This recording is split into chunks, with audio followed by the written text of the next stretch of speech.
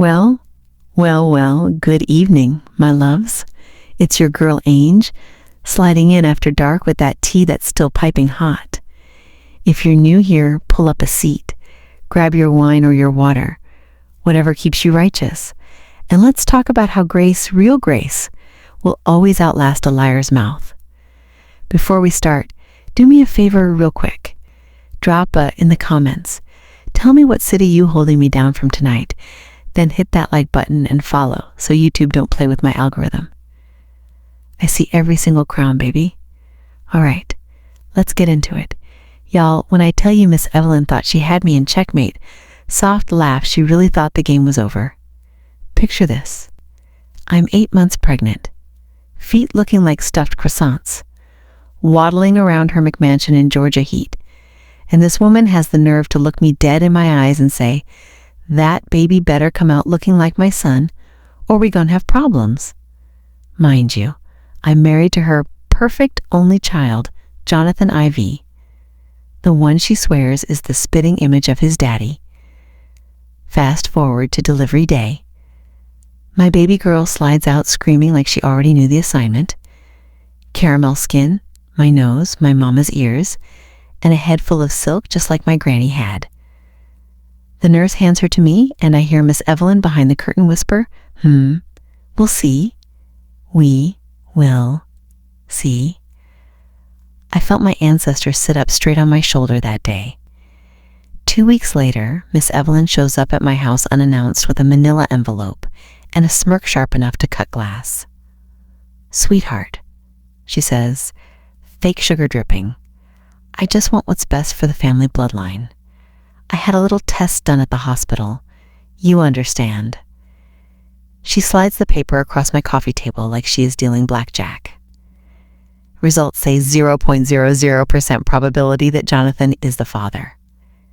My husband is not even in the room yet. He is at work. And this woman is already texting her church friends. "Told y'all that girl wasn't nothing but I." Well, you know what she called me. I looked at that paper, and I smiled. Not the polite daughter-in-law's smile. The smile my great-grandma gave the bank when they tried to take her land in 1943. I said, "Miss Evelyn, thank you for your concern. I'll be praying on this." She took that as surrender. I thought I was about to pack my diaper bag and disappear. For 9 whole months, I let her brag. Let her tell the country club my baby belonged to some imaginary side dude. Let her buy monogrammed onesies with everybody else's last name except mine. I stayed quiet. Rocked my baby to sleep every night humming Wade in the Water while Miss Evelyn planned her victory speech. Then my daughter turned 1. We threw the party at Miss Evelyn's house. Her idea, because the heir deserves the estate backdrop. Pink balloons everywhere, I sculpture the family crest, the whole colonial fantasy. She rented a step and repeat that said Jonathan V's first birthday, like my child ain't have my daddy's whole face. Halfway through happy birthday, when everybody got champagne flutes and cameras out, I stood up, cleared my throat real sweet and said, "Before we cut this cake, I have a little gift for Mother Evelyn." I pulled out 2 envelopes, thick ones, from Emory Genetics. Real lab, not whatever back alley LLC she paid. First envelope, DNA test confirming 99.9998% that Jonathan is absolutely the father. Second envelope, pause, let the silence breathe, the one that made her champagne flute slip right out her hand and shatter on that Italian marble. The second envelope showed Jonathan, her perfect Jonathan IV, is adopted. 0% biological relation to the man she has been calling daddy for 41 years, meaning her husband's entire estate, every acre, every stock, every offshore account, passes only to blood descendants. Guess who the only blood grandchild is now? Mine. You could hear the ancestors laughing through the air vents, baby. Miss Evelyn started stuttering, This can't be right." I just smiled, handed my daughter another slice of cake with extra roses, and said, "Mama always told me never interrupt my enemy while she is digging her own grave. I just brought the shovel, darling."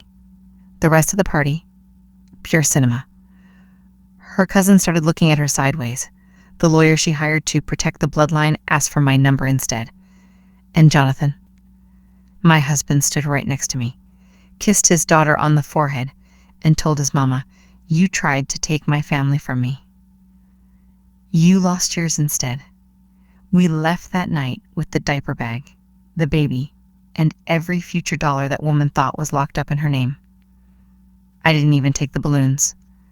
Left them deflated on her lawn like her whole legacy. Listen to me, sisters.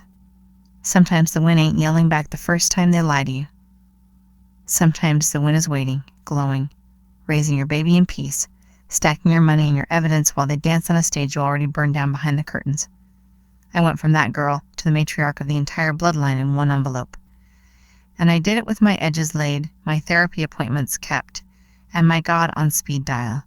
Miss Evelyn still calls every Sunday talking about, let's put this ugly business behind us. I let it ring twice, pick up and say, hey mama, real sweet. Then hand the phone to my daughter so she can babble for 5 minutes and hang up. Petty? Maybe. Peace? Absolutely. So that's the tea, loves. Never let them rush your revenge. Season it. Pray over it. Let it marinate till it's tender enough to cut with a butter knife. Your silence ain't surrender. It's strategy. If this blessed you tonight, do not play with me. Drop that, tell me your city, and share this video to the group chat that needs to hear it.